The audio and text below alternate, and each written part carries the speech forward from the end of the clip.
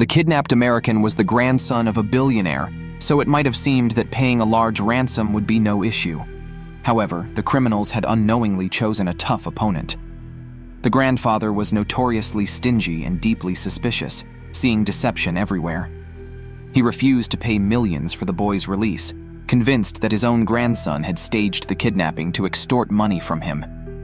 The kidnappers needed a way to change his mind, and unfortunately, they found one. Dark File. Deadly Good Stories. Paul was 16 years old, and he was far from a quiet teenager who spent his time studying.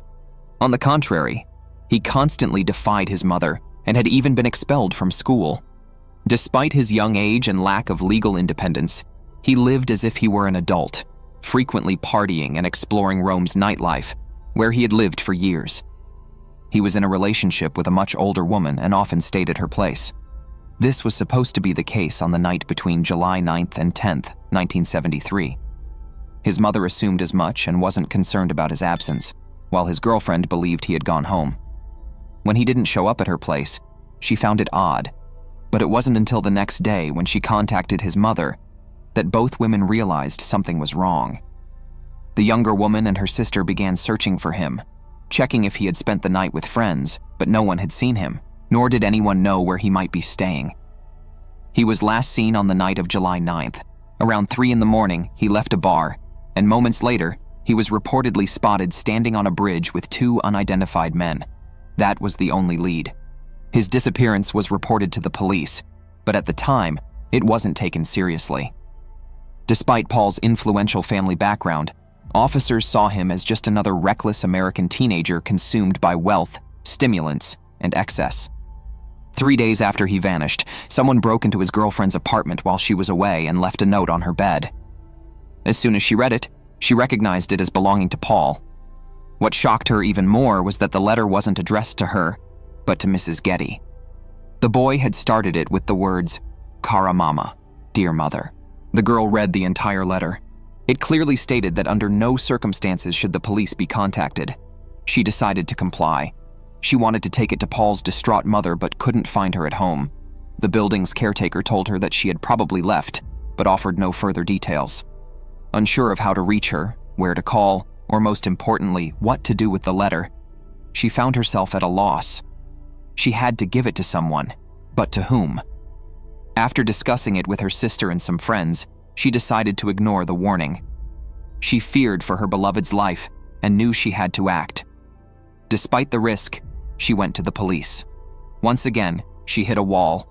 The officers laughed at the letter and dismissed her concerns. Desperate, she returned to Paul's mother's apartment, only to learn that she had never left. The caretaker had misled her. She immediately regretted going to the police.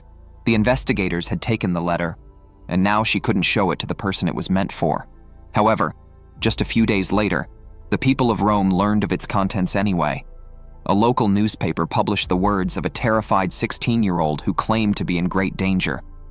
Dear Mother, I have been kidnapped. The phone call you received was real. I beg you, please don't put me in danger. Don't let them kill me. Please stay away from the police. Don't think this is some kind of game I orchestrated myself. I beg you to stay in contact with my kidnappers. Do not speak to the Italian police or any authorities from other countries. My life depends on it. If you involve them, they will certainly kill me. I am waiting in fear, hoping that you will secure my release by paying the ransom they demand. I repeat, end any police investigation if you don't want me to die, and please don't let it take too long. If you love me, Mother, what I have written should be enough for you. I send kisses to everyone. P.S. If you delay, my captors will cut off my finger and send it to you by mail. I beg you, do not have even the slightest contact with the police, or they will kill me. I love you. The letter confirmed that the kidnappers had already contacted Paul's mother, and she admitted this was true. 2 days after her son's disappearance, she received a phone call from a man who identified himself as 50. He warned her not to involve the police and claimed there was only one way to save her son's life. The caller demanded $17 million, an amount she simply didn't have. She immediately contacted her ex-husband, but he too lacked the necessary funds. However, they both knew someone who could help. At this point, it's worth pausing to briefly introduce the family's background. It is often said that money doesn't bring happiness, a statement open to debate. But in this family, while money was never in short supply, happiness was entirely absent. The Gettys were plagued by issues such as depression, alcoholism, drug abuse, and marital infidelity. More importantly, they were not particularly close to one another, and much of this stemmed from the family patriarch, J. Paul Getty. The elder Getty had been married 5 times and had numerous mistresses.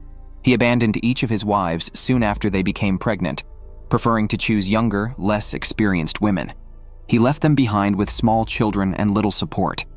He was never an attentive father, spending little to no time with his offspring. Instead, his focus remained on expanding his business empire in the petrochemical industry.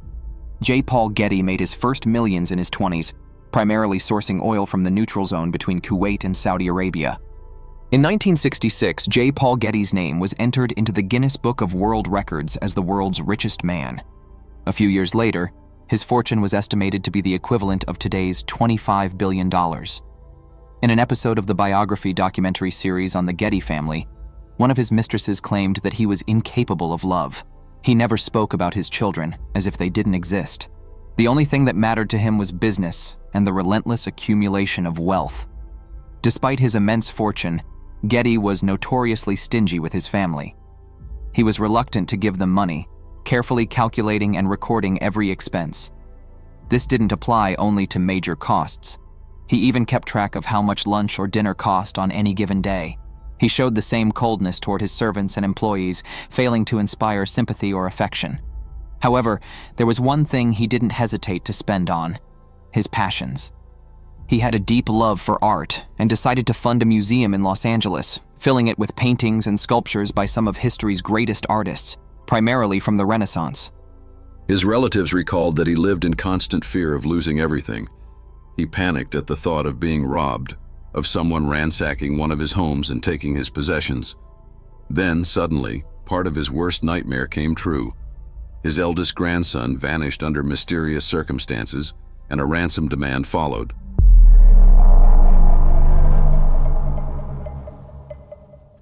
The billionaire initially assumed that Paul might have staged the kidnapping to extort money from him. He had never been particularly interested in his grandchildren and was far from an involved grandfather.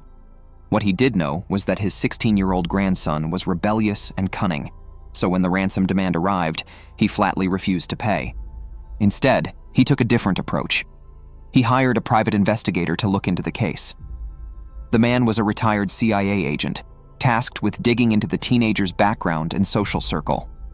Paul was the child of the billionaire's favorite son. His full name was Eugene Paul Getty, though he introduced himself as John Paul III, and those closest to him simply called him Paul.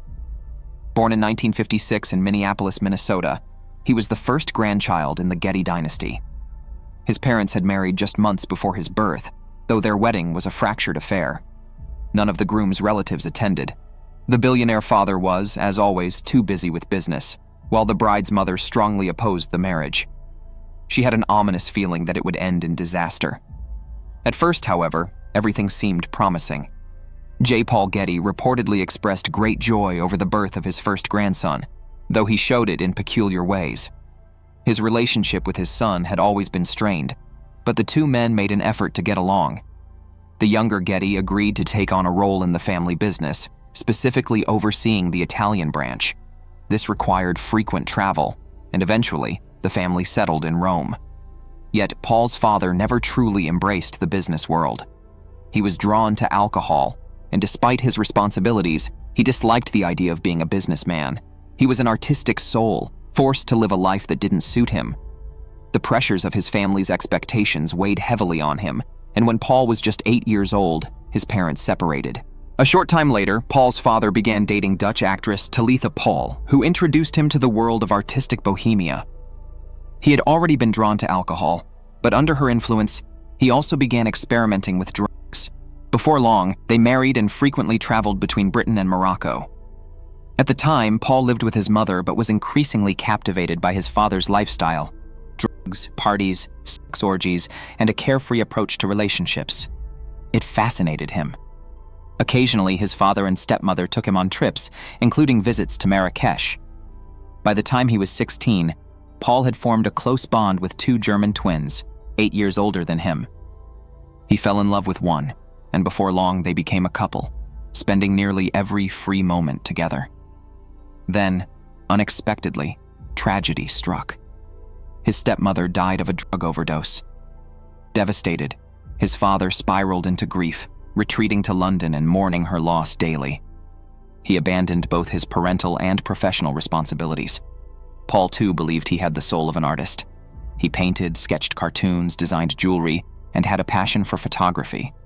Alongside his girlfriend and her sister, he even participated in a controversial photo shoot. Shortly before his disappearance, an Italian adult magazine paid him $1,000 for nude cover photos. His social circle included a variety of artists, among them Andy Warhol, Mick Jagger, and Roman Polanski. His girlfriend later admitted that Paul sometimes had strange and dark fantasies. On occasion, he would speculate about what would happen if he were kidnapped, how it would force his wealthy grandfather to pay a massive ransom for his release. However, she dismissed this as mere talk, a way for him to draw attention to himself. He had a vivid imagination, but she never believed he would go so far as to stage his own abduction. She was convinced that something terrible had happened to him, that this time his words hadn't brought misfortune upon himself. Even more so, Paul had never seriously suggested such a thing. Perhaps someone had overheard his musings and decided to turn his fantasy into reality for their own gain. The police thoroughly questioned his acquaintances and followed the lead regarding the bridge and the two mysterious men seen with him that night. But the trail led nowhere. Eventually, it went cold. For the investigators, the best-case scenario was that Paul had simply run away, hiding out somewhere. They considered the possibility that he had orchestrated the entire event to draw attention from his grieving father in London, who was still mourning his second wife. The disappearance of a wealthy American teenager quickly became the #1 story in the local press. However, as is often the case, journalists soon shifted their focus to more sensational angles, distracting from what truly mattered. They eagerly latched onto one particular detail, the fact that when Paul's girlfriend tried to deliver the ransom letter, his mother wasn't home. Headlines screamed accusations, implying that she was indifferent to her son's disappearance. Some speculated that Paul was perfectly fine, that the rich kid had fabricated the entire situation for attention. Rumors spread that he was hiding out in Corsica or relaxing on his grandfather's yacht, enjoying the chaos he had created. However, days turned into weeks, and Paul still did not return home. Instead, more letters arrived, supposedly from him, but not really. Investigators and relatives had no doubt that someone was dictating their contents. The vocabulary didn't match Paul's usual way of speaking, and it was clear that English was not the author's first language. Then came the phone calls. With the technology of the time, tracing their origin was impossible. The kidnappers reached out to Paul's mother, the family's lawyer, a private investigator, and even the lead detective overseeing the case. The primary caller was a man who identified himself as 50, but others also took advantage of the situation, some attempting to extort money, while others simply mocked the wealthy family. People who had nothing to do with the case began calling Paul's distraught mother and the investigators, claiming to be part of the group responsible for the kidnapping. They demanded various sums of money, attempting to exploit the family's desperation. Paul's mother was desperate and willing to pay anyone who claimed to have information about her son's whereabouts. But there was a major problem. She had no money. She turned to her ex-husband for help, but he alone couldn't gather such a large sum. Meanwhile, his father, John Paul Getty, remained steadfast in his refusal to pay the ransom. Getty Sr. had never been generous with his family. He feared that people were constantly after his fortune and had long believed he might one day become the target of a crime. Instead, the opposite happened. The kidnappers had chosen his grandson, Paul Jr. He had 13 other grandchildren, and in his mind, paying the ransom for one would only encourage other criminals to target the rest of his family. For that reason, he refused to help his favorite son. Paul's father agonized over what to do. He confided in a close friend, and an idea came to him. he could sell the contents of his extensive book collection. Many of the volumes were rare and valuable. While he wouldn't raise the full ransom, it might be enough to make a difference. Perhaps then his father would reconsider and contribute something as well. However, he ultimately decided against it. In a conversation with his friend, he even admitted that he wasn't sure if his son was worth the trouble. Meanwhile, the kidnappers continued to call, issuing threats and repeating that only money could save Paul's life. During these conversations, the lead investigator noticed a distinctive accent, suggesting that the criminals were from southern Italy, likely Calabria or Sicily. Both regions were notorious for their organized crime syndicates. The theory emerged that the perpetrators were dangerous gangsters. Kidnapping for ransom fit their profile perfectly. Sometime later, another letter arrived, once again written in Paul's hand.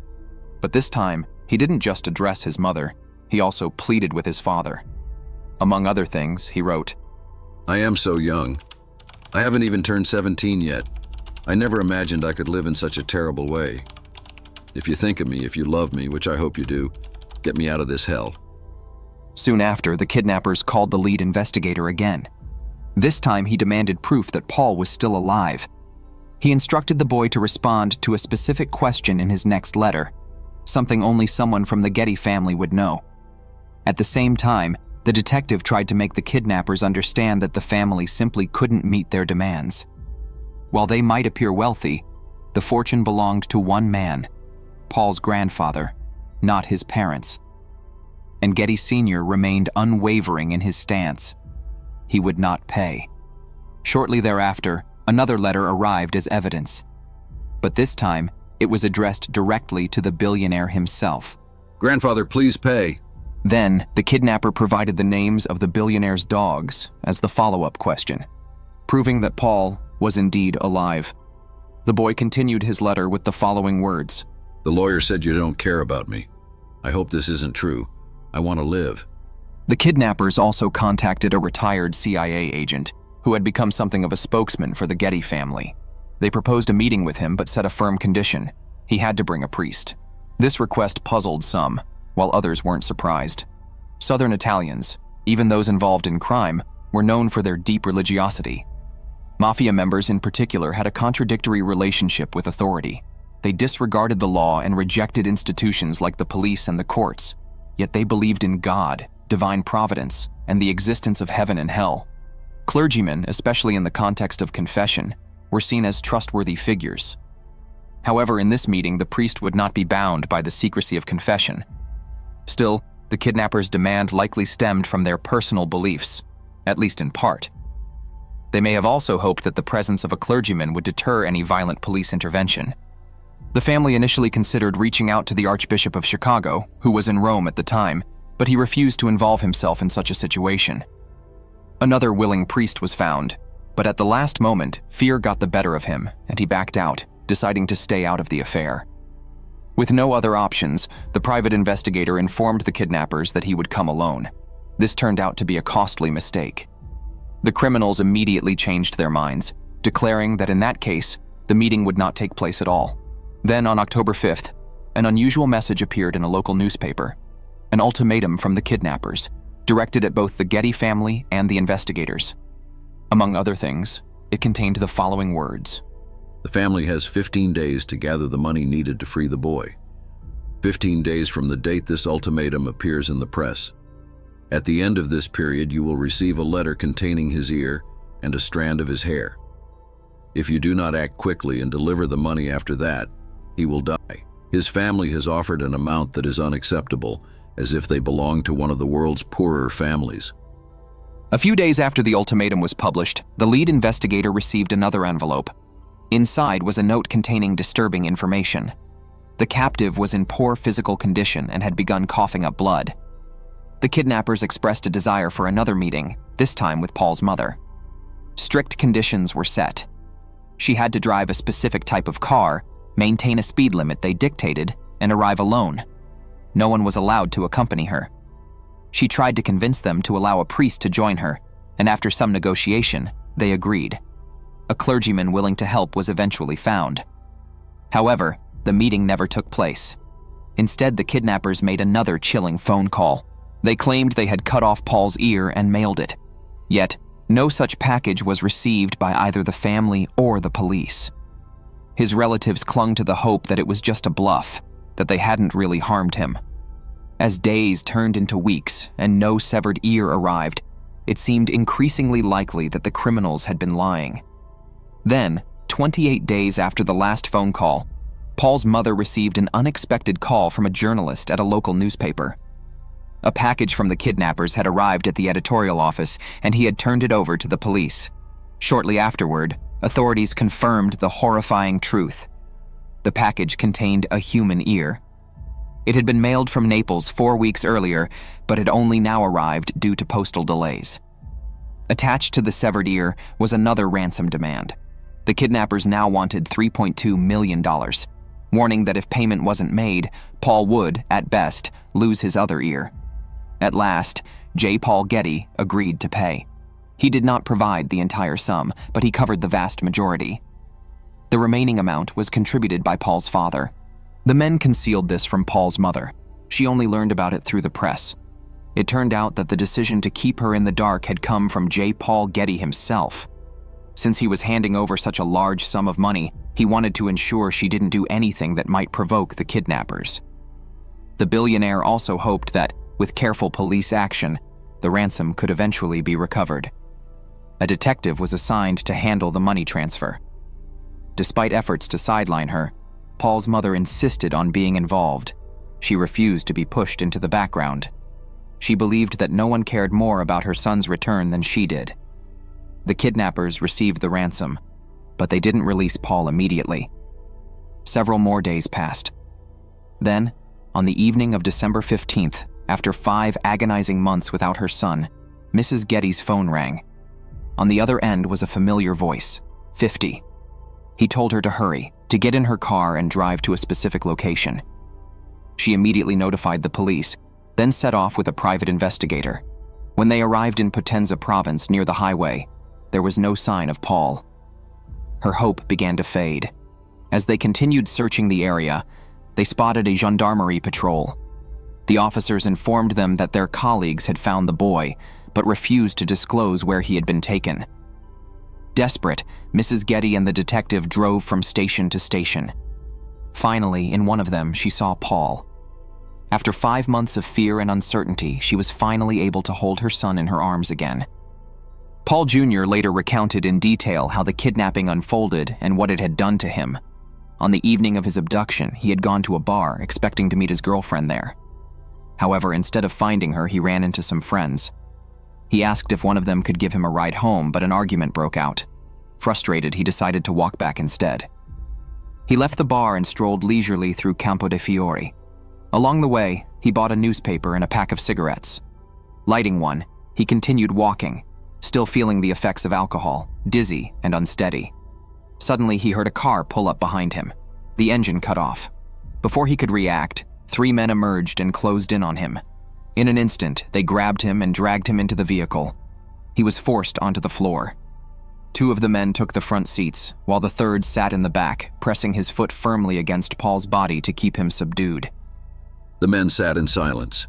They didn't speak to one another, nor did they say anything to Paul, until after about an hour, one of them finally broke the silence. "Who are you?" Paul didn't think much about his response. He answered almost automatically, giving his full name. "Do you have any documents?" another asked. He told them no, he had left them at home. At first, Paul thought they might be police officers. In his drunken and fearful state, he didn't realize how unlikely that was. Only later did it dawn on him. If they were law enforcement, why would they have taken him so far from the city under such conditions? And how could they have known he didn't actually have his papers on him? By the time these questions crossed his mind, it was already too late. Thirsty, he asked for water. Instead, his captors handed him a bottle of what he assumed was soda. He drank it all. Almost immediately, he began drifting in and out of sleep. Time became meaningless. He no longer knew how long they had been traveling or how many miles they had covered. At some point, when he opened his eyes again, the car had stopped. He couldn't see anything. His head was covered with a cloth. He could hear the men talking, but their words were muffled. He couldn't make out what they were saying, though he could guess. They were discussing him, what to do with him next, likely going over their plan one final time. Then, the conversation ended. They pulled him out of the car and led him somewhere unknown. They told him that from now on, they would not speak to him. Instead, they would ask only short questions, and he was to respond in a specific way. 1 clap for yes, 2 claps for no. They brought him food and drink, though the meals were awful, as he later described them. There were several captors, and they often took turns watching over him. Sometimes, they left him alone for long hours. When they returned, they would take him somewhere else, always blindfolded. Paul had no choice but to rely on them completely. Occasionally, they removed his blindfold, but only when they brought him food. Even then, they made him sit in a way that prevented him from seeing them. He obeyed without question. He knew that even the slightest act of defiance could cost him his life. They beat him. They punched him, kicked him, and left visible marks of violence on his body. He feared what they might do if he ever truly angered them. He felt utterly humiliated. There was no access to a toilet. He was forced to relieve himself in front of them. Then, one day, they handed him a piece of paper and a pen. They dictated a letter, and he obediently wrote it down. When it came time to write the address on the envelope, he hesitated. He didn't want these dangerous men knowing where his mother lived. Instead, he wrote down his girlfriend's address. Although he knew they might already have this information, he still hoped his girlfriend wasn't in danger. Over time, he wrote several more letters, including one to his father. But in reality, these were not his words. They were dictated by his captors. He merely wrote them down and signed at the end. As time passed, the criminals became less cautious. They stopped covering their faces and allowed him to see them. They spoke to him often, asking how much his family might be willing to pay for his release. At times, they showed small gestures of humanity, only to torture and humiliate him moments later. One morning, they entered his room and ordered him to put on a blindfold himself. He obeyed. A man stepped forward and pressed something against his ear. Paul immediately sensed it was a blade. The whole thing was over in seconds. With just 2 quick strokes, his captor severed his ear. At first, he felt no overwhelming pain. When he removed the blindfold, he was surprised. There wasn't much blood. His wound had been treated, and they gave him several different medications. The kidnappers didn't want an infection to set in, but the nightmare came hours later. A crushing headache set in. At first, there had been little blood. Now, there was far too much. He suffered, and they gave him more medication. His condition slowly improved, though he desperately needed real medical care. His captors, however, were indifferent. Eventually, one of them sneered, "Try to escape. Give us a reason to kill you." Time dragged on mercilessly. 5 months felt like 5 years. Then, one morning, they brought him a change of clothes: a white shirt, a sweater, flannel pants, dark shoes, and blue socks. After dressing, they placed a ski mask over his face, limiting his vision. At first, they led him on foot. Then they ordered him into a car. The journey was long, lasting several hours. Every so often, the driver would stop and someone would pull Paul out, transferring him to another vehicle. Each time, a different person was behind the wheel. This process repeated over and over.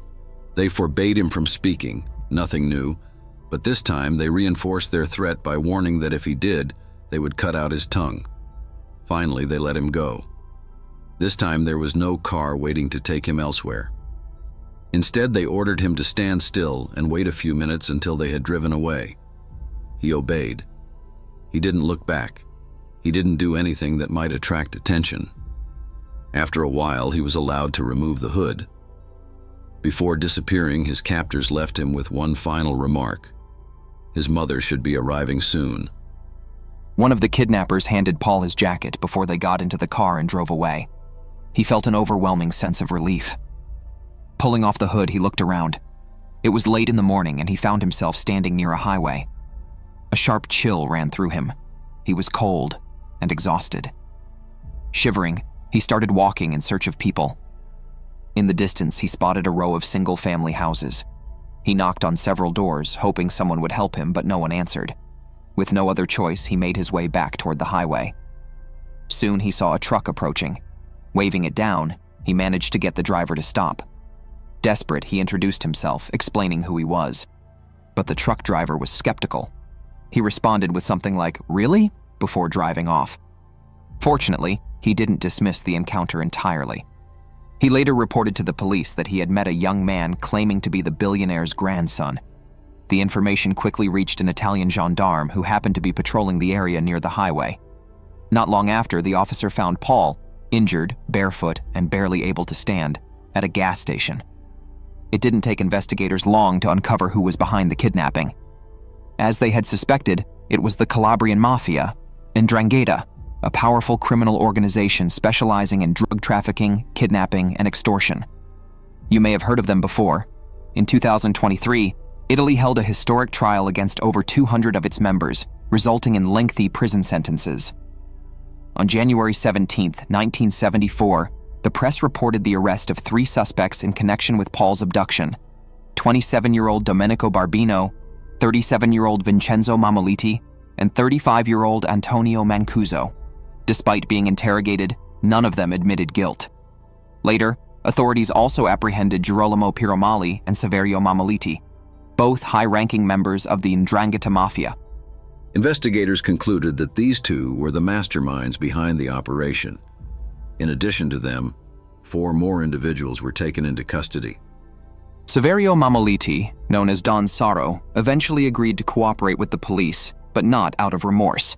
He was facing charges for other crimes and saw cooperation as his best option. In the end, only 2 of the kidnappers received prison sentences.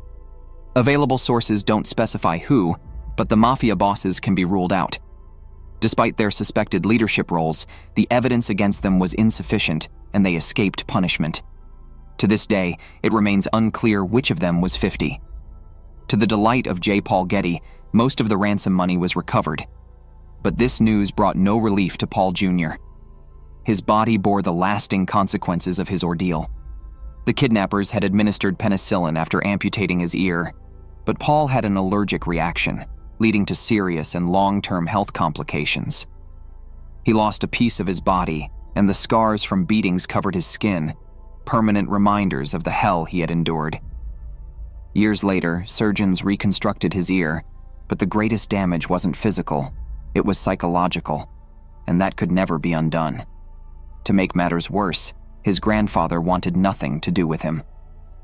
When Paul tried to arrange a meeting to thank him for the ransom, Getty Sr. refused.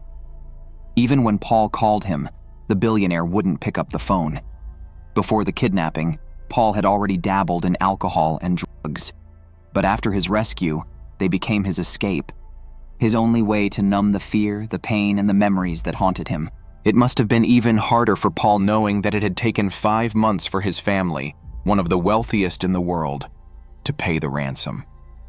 He tried to move on and live a normal life, making public appearances. In 1975, his girlfriend became pregnant. He proposed, and shortly after, they married.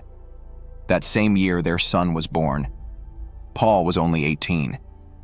But the marriage didn't last long. His wife couldn't handle living with an alcoholic and drug addict. She had once indulged in a similar lifestyle, but after becoming a mother, she chose to change. Though she left him, they remained on good terms. Paul's kidnapping inspired Ridley Scott's film All the Money in the World and the TV series Trust. He even appeared in several productions himself, playing small roles. Despite the passage of time and the support of those closest to him, his condition worsened. The trauma had been too great. In 1981, he attended a party that ended in tragedy. No one noticed when he lost consciousness. They assumed he had simply fallen asleep.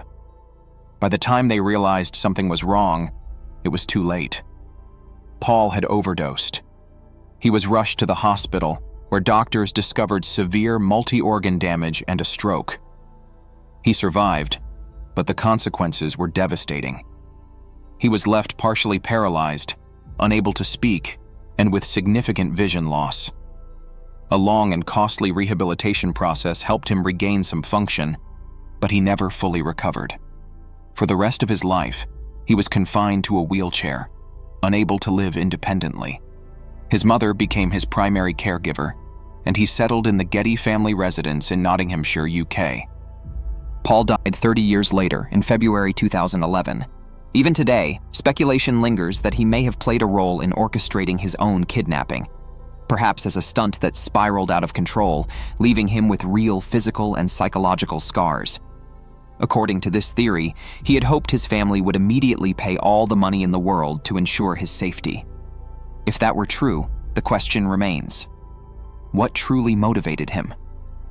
Was it a scheme to pocket the ransom himself, or a desperate attempt to force his father and grandfather to finally show they cared?